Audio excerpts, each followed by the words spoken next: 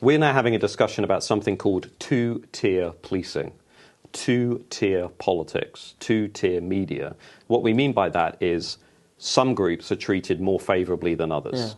Yeah. And the Black Lives Matter example is very important because in 2020 we had Black Lives Matter protests during COVID, during COVID lockdowns. Yeah. Sir Keir Starmer, now our Prime Minister, rushed to take the knee to express his solidarity with Black Lives Matter after they'd already injured 30 police officers during their protests, after they'd broken the law with the COVID lockdowns. Yeah. And Keir Starmer rushed to take the knee and he said, there are legitimate grievances here. This is about racial injustice because rioting on the left, remember, is the voice of the unheard. Yeah.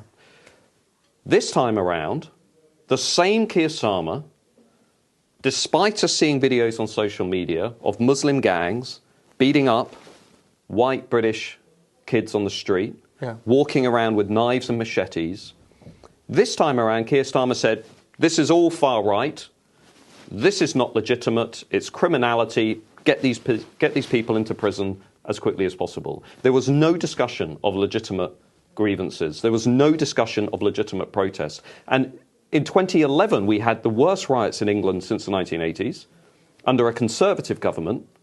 And at that time, everybody on the left fell over themselves to say, well, this is about austerity.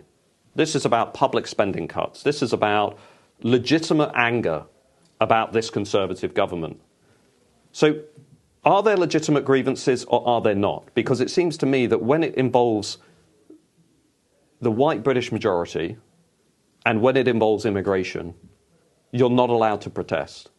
But if it involves austerity, public spending, Black Lives Matter, that's all entirely legitimate. And so what we have now are millions of people in Britain who are saying, actually, I think this is a two-tier.